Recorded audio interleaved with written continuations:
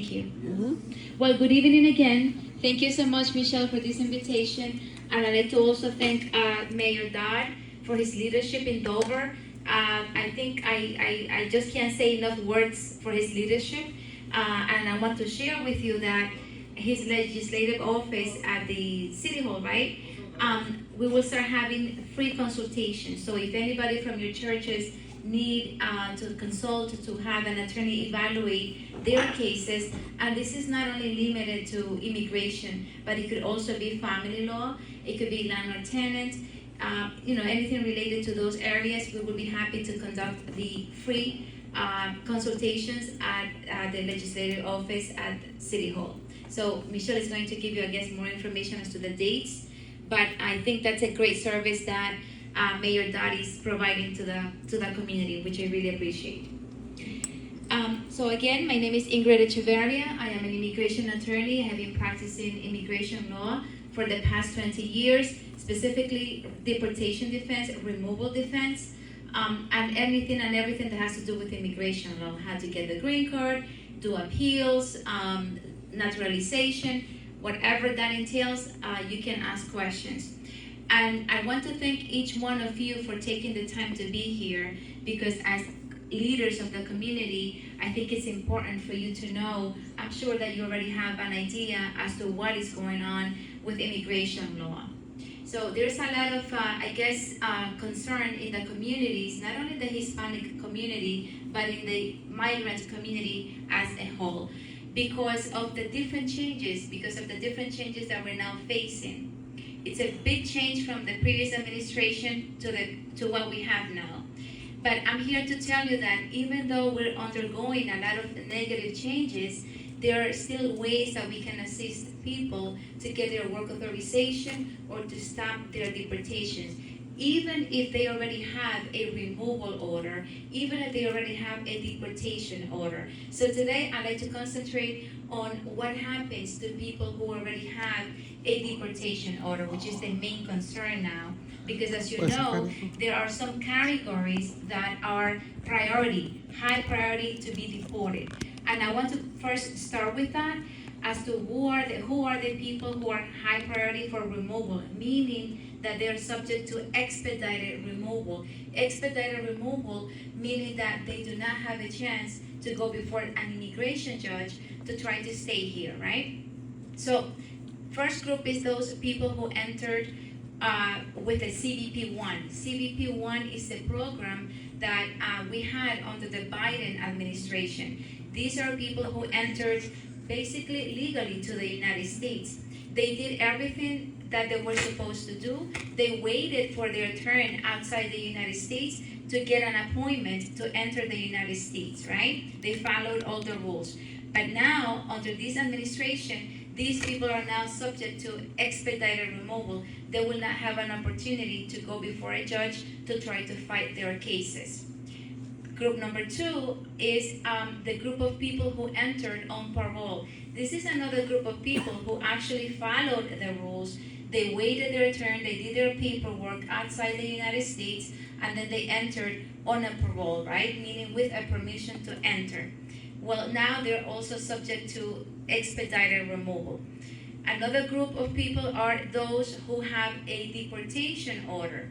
Some people have a deportation order maybe because when they first entered the United States, they did not go to the court hearing that they were supposed to go, or maybe they got a case denied and then the judge ordered deportation. There are different reasons why a person could have a deportation order. Some people have deportation orders because they committed a crime, right? And they have no grounds to remain here. So there are different reasons why a person may have a final deportation order.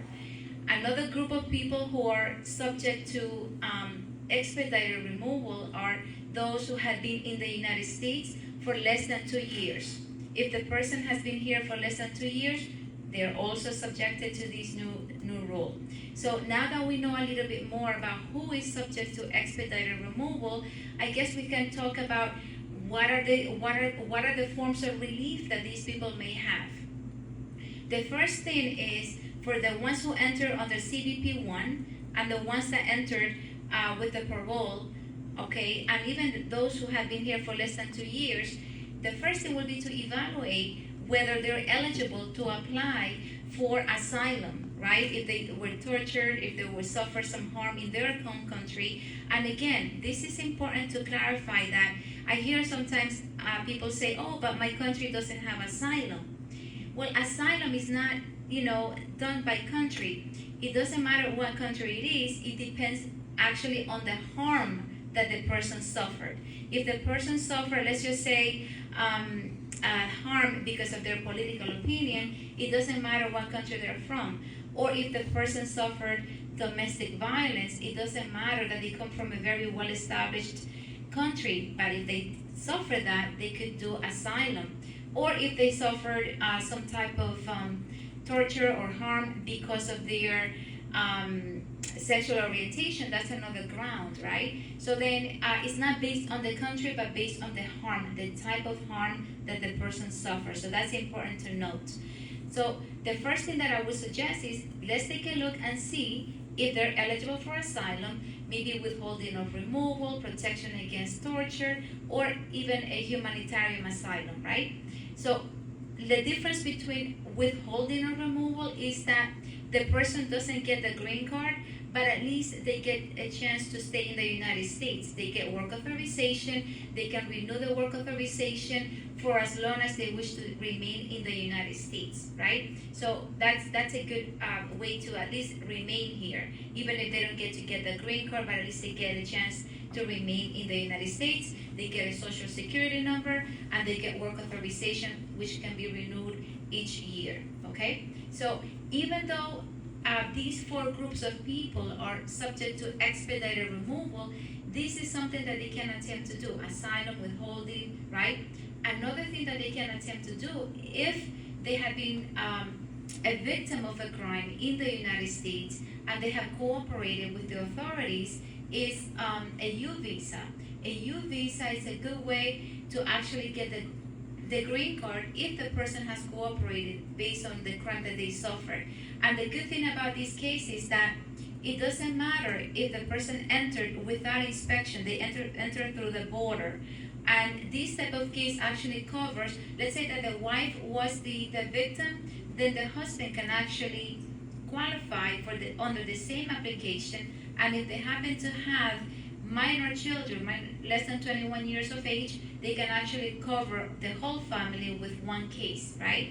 And it doesn't matter that the person already has a removal order. It doesn't matter that the person has accumulated unlawful presence. So that's another way that the person can actually attempt to remain in the United States legally, right? So that's another option that we can evaluate. The same, on the same lines of forms of relief, we can also see if the person has a relative that can actually petition for them, like an I-130 petition, right? If they have parents who are green card holders or U.S. citizens, or maybe they have a U.S. citizen sibling, so then we can actually do that through the family petitions, all right? So then there's always something that can actually be attempted before this person is actually removed from the United States, right? Now, let's talk about the people who already have a deportation order. For people who already have a deportation order, that doesn't mean that they're not eligible to file for some type of relief. As I tell my clients, actually, the deportation order is not the problem. We can deal with that. I can file a motion before the immigration court. I can reopen removal proceedings. The problem is that the person doesn't have a form of relief. The person doesn't have a ground established by the law so that he or she can apply for a green card or some type of relief. And what I mean by that is that, let's say that somebody already has a deportation order because they entered many, many years ago to the United States through the border, and they, out of fear or whatever have you, whatever circumstances they had, they failed to appear before the immigration judge, then of course they have a removal order. But maybe there has been a change in circumstances. Maybe this person now has a U.S. citizen spouse or a green card holder spouse, or maybe they have a U.S. citizen child who's already 21 years of age, right? Maybe they happen to be in the U.S. military, so we could do a parole in place, So then now, based on this change in circumstances, we can do the family-based petition, and then once we get the approval, we can go ahead and we can reopen removal proceedings.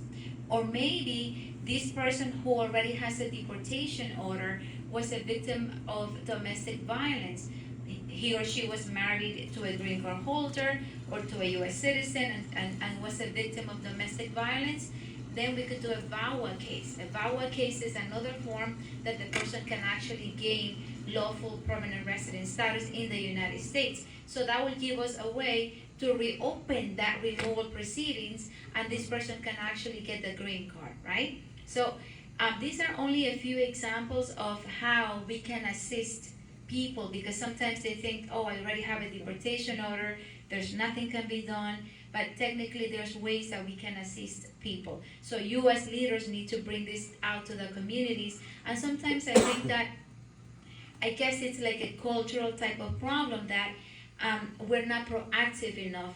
I know of many people that they wait until there's an emergency to kind of go and try to find out, oh, what can I do about my case when somebody has already been arrested. So our job, I guess, as leaders in the community is to try to educate our people and say, listen, it's not a good idea to wait until things are, like there's an emergency in order to act. We need to be proactive, evaluate the cases. Now that the mayor has opened this opportunity for them to go and have their consultations, at no cost, we should take advantage of that, and we should, take action. All right, so that's with the deportations.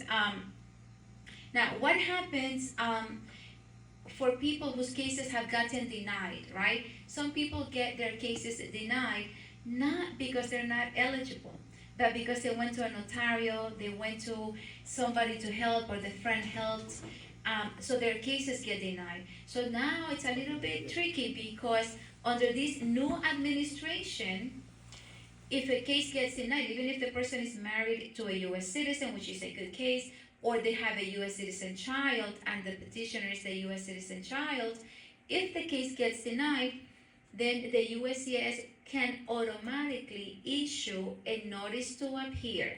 A notice to appear is the document that initiates removal proceedings. So nowadays it's very, we need to be careful.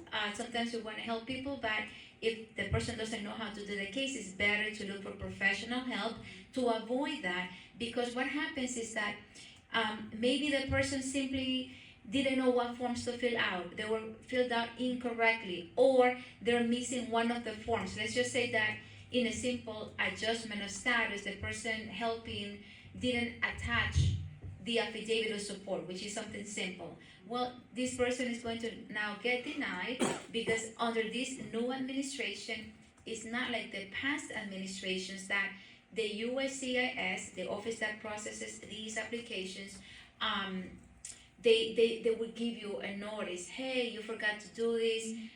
What is called a request for additional evidence, right? You don't meet the requirements for the affidavit of support. Please send us a new affidavit with new financial information. Or you didn't send the translation of the birth certificate.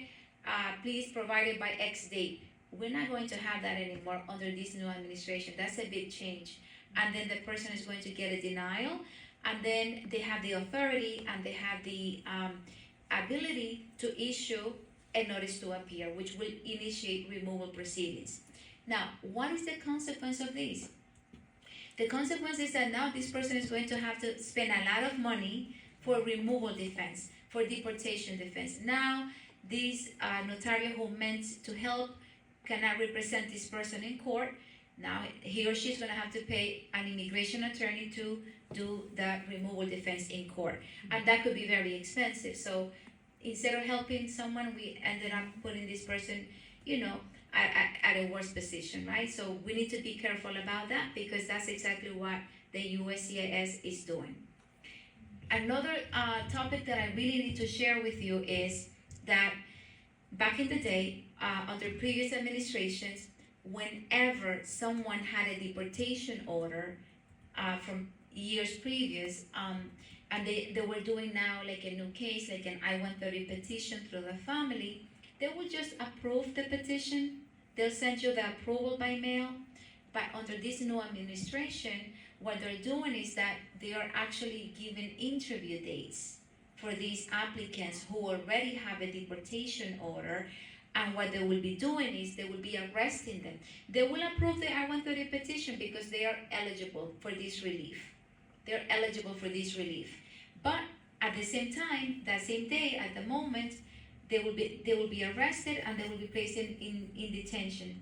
All right. So this is exactly the same practice that this administration had during the first term. That's exactly what they're doing now. So people are now afraid because, of course, it's a high risk, because we know that they will actually be arrested. There's no, oh, maybe yes, maybe not. There may be some cases that, based on humanitarian reasons, perhaps the person will not be arrested, but I would say that 90% of the people will actually get arrested on the date of the interview. So this is creating like more concern to the community, because even though they are eligible to apply, now they don't want to apply because they know what will happen, right? So this is something that I need you to share with the people to so they can make an informed decision as to whether or not it would be a good idea to start the case now, or just wait it out for a new administration to come and then do it at that time. So that's important, okay?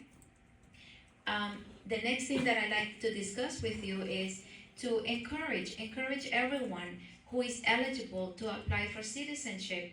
In our communities, we have a lot of people who are green card holders for many, many years, but for whatever reason, they haven't taken the step to become U.S. citizens. I think that somehow they may feel intimidated because they think that this is like a very difficult exam, but in fact it's not. It is not. If the person prepares, and I think that through the mayor's office we're going to be also helping in that regard. It's a test that is doable, okay? It can be passed, even if you don't speak the language like perfectly. You do not have to have perfect English skills to try to pass that test. So I think that we need to encourage our community for those who are already eligible. And about citizenship, people who have had the green card for 15 years, 15, and they have, they're already 55 years of age, they can actually do it in their native language. Or if they have had the green card for 20 years and they're 50 years old, they can do it in their native language.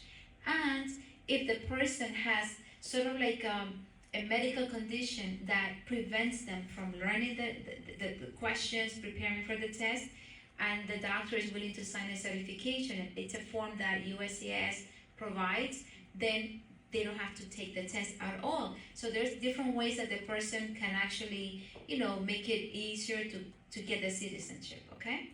All right, good. Now, I want to make a pause so you can actually start asking questions, right? Enough is enough from me talking. Okay, good. There, we have the first question. Sure. My question is, when you're talking about people applying for asylum benefits, what type of evidence should we be encouraging people to kind of prepare? Yes, so it would depend on the grounds for the asylum. Let's say that the person was tortured because of their political opinion. Maybe, let's say that they didn't agree with what the government was doing, and maybe that person was arrested, was put at detention, or this person lost their job, because of their political opinion. That's always, like, that's like very common. Yeah. So then you can say maybe a certification, maybe some testimony from friends or co-workers that they used to have that had personal knowledge as to what this person endured, right? Or if this person filed a police report in their country, then that police report will be a good piece of evidence. The more evidence related to what the person suffered, the better, the stronger the case. And something very, very important is the person's testimony, right?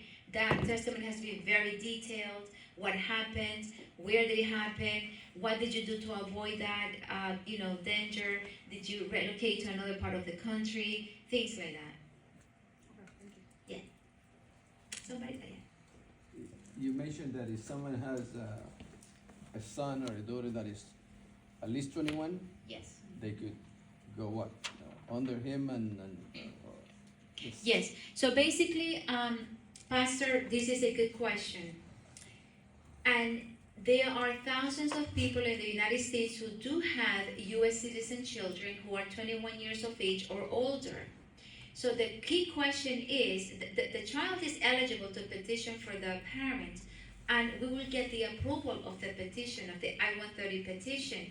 Now, the key question here is whether the parent is eligible to do an adjustment of status or to do consular processing, right? So let's just say that the parent entered through the border, right? That's an illegal entry. That means that once we get the approval of the I-130 petition through the U.S. citizen child, this person, the parents, will need a waiver. Why? Because they have accumulated unlawful presence. And under the current law, the U.S. citizen child does not qualify a parent for that waiver. That I-601A waiver can only be done if you have a qualifying relative, and only 3 people can qualify you for that. Your parent, your spouse, okay, or your husband, right, spouse. So if you have a parent who is a U.S. citizen, or a green card holder, or a spouse who is a green card holder, or a U.S. citizen, those are the only 3 people who can qualify a relative for the waiver. So that the key question would be about the applicant, right? Because we can definitely get the I-130 approval through the child, through the U.S. citizen child, but if the parent, the applicant, is not eligible, we wouldn't be able to get the green card. There are a few exceptions, especially for Honduras, El Salvador, Haiti, Venezuela, countries who have TPS. Then that's great, because then we could get them an advance parole, which is a travel document. They exit the United States, and then when they come back, that counts as a legal entry, and then we could do an adjustment of status. Regardless of the type of entry that they initially had, and it doesn't matter that they have already accumulated unlawful presence in the United States. Another exception is if the applicant had somebody filing an application on their behalf, maybe a sister, somebody, an ex-spouse, somebody, labor certification, but that application must have been filed April 30, 2001 or before. Okay, so then that means that this person is grandfathered under Section 245I, which is the law that applies to this type of applicants. So then if we have that, and it doesn't matter if that application was not approved, it's okay. What matters is that we have a receipt that this application was filed at that time, and that it was approvable at that time. It doesn't matter if at the end it was not approved, okay? So then we could do the case. Another exception is if the person, the applicant, has a child, a parent, or a spouse who is in the U.S. military. Then we could do a parole in place, right? Like a military parole in place. That would be great. Then we could do an adjustment of status. All right, so then we have to look at the applicant in order to see if we can get the green card. Thank you. Yeah. Could you comment on the recent mandatory alien registration? Like, what have you seen? Yes. What have you heard? Yes, Pastor. So for that one, technically this is not a new law. This has been on the books since 1940. But this new administration, we know why they're doing this, right? Mm-hmm. Because they don't know where people are. They don't know where do they live, what are they doing, who are they. That's why the government is doing this. That's why I'm saying do not register. And I know Patricia is taking note of that, but Don't say that. Don't yeah, repeat that. yeah. So look, this law has been on the books for many years, and I'm thinking that we need to wait a little bit longer before we start telling people, okay, you must register, because most likely they're going to have a lawsuit trying to block this because it is discriminatory. It discriminates, right? Yeah, it does discriminate. So the government is trying to do this because they don't know where the people are, right? Mm-hmm. So then so then look, not everyone has to register, right? Right now whoever Right. entered on a visa, tourist visa, work visa, they don't have to register because they have already been registered when they enter through that program. Whoever has applied for a work authorization, let it be through DACA, TPS, work authorization through U visa, VAWA, any type of work authorization that the person has applied and they want to be fingerprinted in connection with that case, they do not have to register. They have been already registered. They didn't even know that they registered, okay? So people who entered through the border and they were caught at the point of entry by the patrol, right? By the border patrol, and they were placed in removal proceedings and they had been going to court, they do not have to register because they have already been registered. So who are the people who need to register, right? The people who need to register are the people who entered through the border, they were not caught at the point of entry, right? And they were never fingerprinted. Those are the people who need to register, but don't register yet. Okay? Yeah. And then age, 14 years of age, right? So if they're 14 years of age or up, they need to register. If the child is less than 14, it's the parent or the guardian who needs to register. But as I said, let's wait it out. Let's see what happens, okay? All right, now, you tell me, oh, but wait a minute. If I don't register, I'm going to be facing like heavy fines and I'm going to be placing in jail. Well, first of all, immigration law is not criminal. It's civil. So they cannot impose jail time because it's not a criminal case, number one. Number two, if they're going to impose like heavy fines, which is like $5,000, well, they know that you're not gonna pay because if they arrest you, they're gonna deport you. So nobody has to pay for that at the end of the day. So it's just like to scare people, to intimidate people. That's the tactic that the government is using. And you know what? We talk about asylum, right? But in my mind, talking to some people, I'm like, you know what?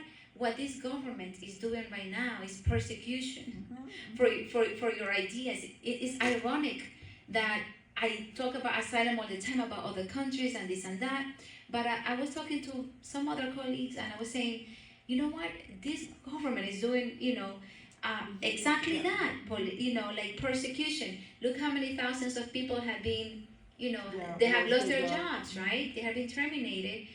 So that's torture right there. That's like, a good case for asylum. We have to apply it to another country. That's right. All right, anybody else? Okay, oh yeah, one more question.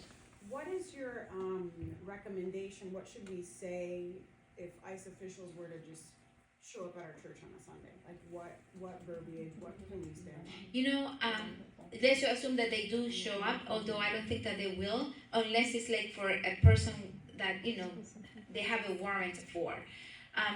Actually, there was a case already, and the judge already ruled that they're prohibited from entering a place of worship. So, but if they do, I always tell, when I do these presentations for the churches, what I tell the pastors is have a plan, have an action plan, like designate like 3 or 4 people, preferably that they are green card holders or that they're U.S. citizens, and that they have a protocol. What is a protocol?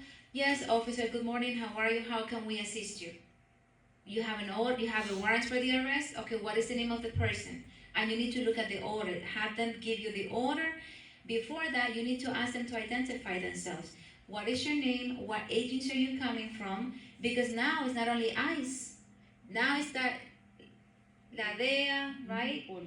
It's everybody now, like it's everybody. So then you need to ask them to identify, okay, what agency are you from? What's your badge number? What's your name, right? And let me please see the warrant for the arrest. Then we need to know what to look for in that warrant, right? Because if it is an administrative warrant, then that's not good enough. They don't have the authority to arrest the person. It has to be signed by the judge.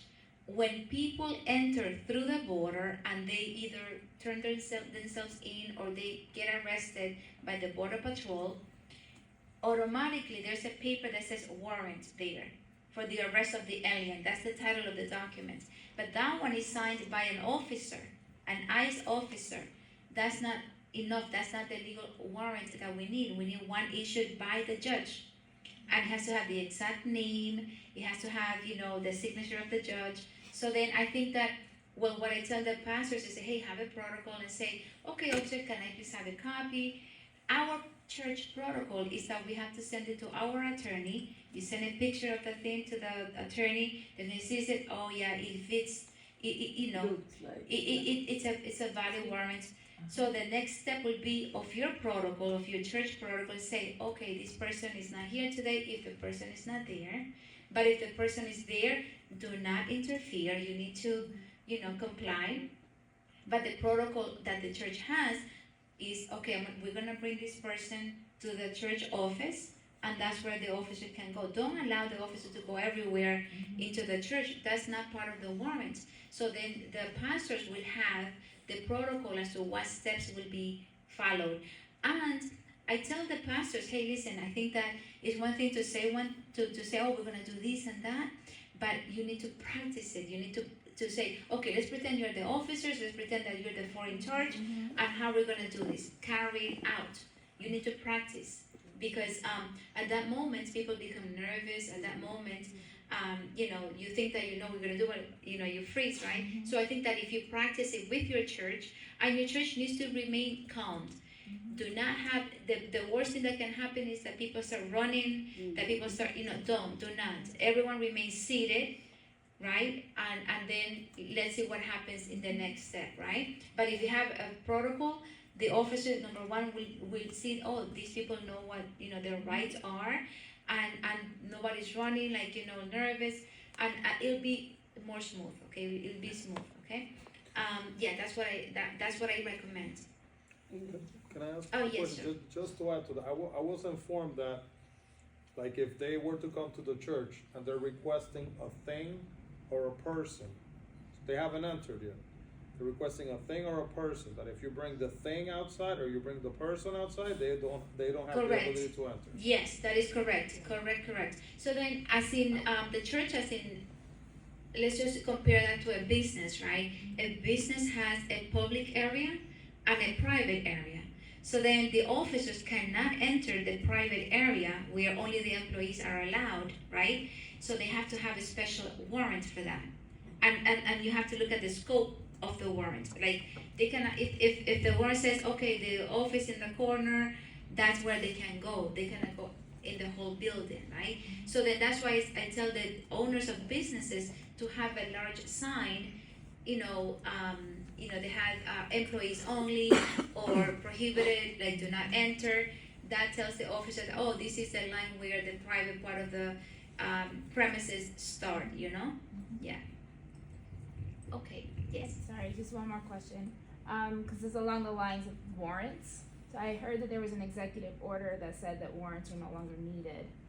So in that case, what's the law? You should always remember there are civil rights, right? Just as if you're driving, right? Like, the police cannot stop you unless they have probable cause, right? They have a reason to stop you. So they cannot come up with a reason afterwards. No, it's the other way around. So then I would always, if it's a church, a business, at home, always demand the warrant. Yes, with this new administration, there are many civil rights that are being violated. But just because they are violating those rights, that doesn't mean that we need to submit to that. We need to continue saying, hey, wait a minute. You're coming to my house, I'm not going to open the door. If you want to look for somebody, give me that warrant under the door, let me read it, and that's it. Do not open the door, because the thing is that people open the door, that is an invitation, that is like, oh, I'm giving you consent, please come in, and then they'll take everyone. Those are the collateral arrests. Maybe they're not looking for those 4 people there, but because you open the door, they're gonna take everyone. Don't forget that right now they have a minimum number of people that they need to arrest. So if the officer sees 7 people, in your house, trust me that they're gonna take everyone, because they have a lot of work to do. They have to arrest X number of people per day. So yeah, even if they were not looking for these people. So that the fact that you hear in the news, oh, they're only looking for people with serious criminal records or people who have deportation orders, that's not true. They're taking everyone, whoever they can. You say people who's here less than 2 years, right? What about people who've been here 30 years, working, paying taxes, and they don't have family here, or they don't have a way to get the visa or whatever, how they can apply or how they can get that? Yeah, so under this administration, we will be able to get this person out on bond, right, on bail. But unfortunately, at the end of the day, most likely this person who doesn't have a family member who can qualify him or her, they will get a deportation order. Back in the day, in the previous administration, if a person didn't have, the person has been here for 30 years, they have been filing taxes, they have no criminal record, maybe they have a little bit of a criminal record, but not so serious, then we would do what is called prosecutorial discretion, a motion for prosecutorial discretion, which means, hey, this person doesn't have a ground to apply for a green card or work authorization, but here a whole list of all the equities that the person has. Look, they file taxes, they go to church, they are good neighbors, all the good things about the person. Then the trial attorney from the Department of Homeland Security will weigh the equities, and they will sign a motion, our motion, to terminate removal proceedings. So the person will be left with no work authorization and with no green card, but without a deportation order. That means that you could just continue, your normal life. But we no longer have that. This administration terminated that form of relief for people in circumstances as the ones that you described. So even if they have their paper, they can take them, or? Yeah, most likely, if they have, even if they have been here for 30 years and they have nothing to show that they have work authorization or a green card, yes, they are at risk of being detained. The good thing is that because they have been here for a long time, they will be eligible to be released based on a motion for bond. Okay. And they can go to your office and ask you some information so they can apply for something now, or no? Yes, and I have good news because look, thanks to the mayor, Uh-huh. now we have free consultations Okay. at that's it, right? Town hall. At the town hall, okay? So get in touch with Michelle, and she's gonna be announcing the dates. I think it's gonna be twice a month or every 2 weeks, so that we can give these evaluations to people free of charge. Because if they come to my private office, yes, there's a consultation fee, but thanks to the mayor's initiative, he's doing that. We're doing that free of charge. Okay? Yes. All right. Anybody else? Yes.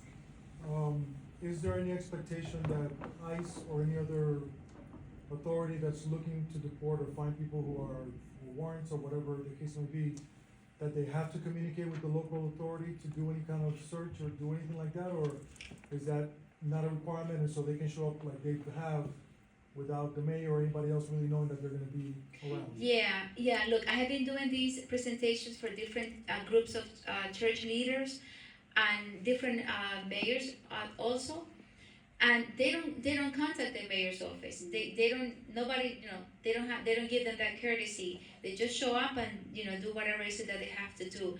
And also unless it is a city, a town that is not in New Jersey but in another state, if that particular state participates in Section 287G, which is the one, the law that allows the federal agents to cooperate with the local authorities to have them assist in their arrests. But New Jersey, thank God we live in New Jersey, that is a safe state, because the Attorney General has given instructions to all the police departments in the state of New Jersey that they should not, assist, them in any type of arrests. All right, and also the governor has been very clear about that. So that's fantastic that we don't have to worry about that, because it has a chilling effect, right? Like if you are a victim of a crime, but if the police is going to actually help ICE to arrest people, as a victim, you're not gonna dare go and file a police report. Or maybe you saw something, you witnessed a crime, but you are undocumented. If the police is assisting ICE, you wouldn't dare go and say, hey, this is the person who committed this crime. Yeah, so it creates like bad consequences. So I'm glad that New Jersey doesn't have that. The police departments, they will not help ICE to conduct any arrest or investigation. So at least we have that, yes. Okay? Any, yes, Pastor? No? Okay, just stretching? Okay. All right, so then that's what I wanted to share with you. And I'm going to share like my contact information. And also I have a channel on TikTok that I created so I could upload videos, like short clips as to what's going on. So then if you want to share that with your congregants, that would be good.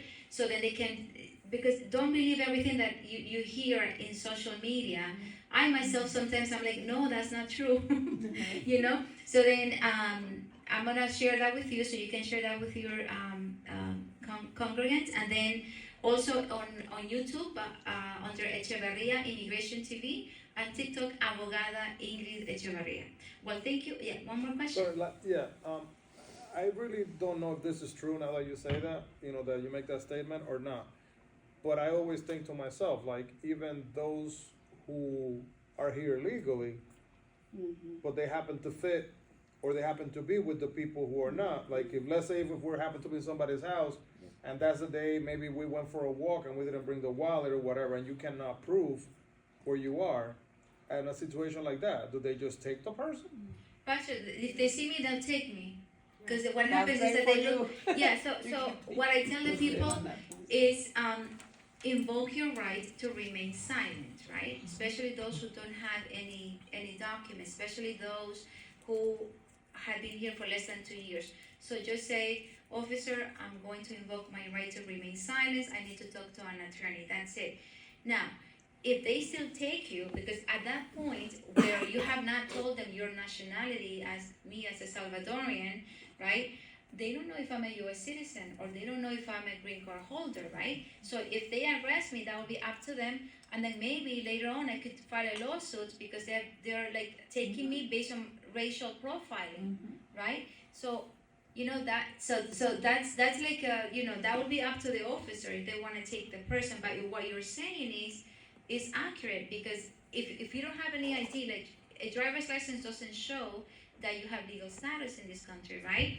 So that would be up to the officer if they take you or not, right? Yeah, but everyone, all of us are at risk.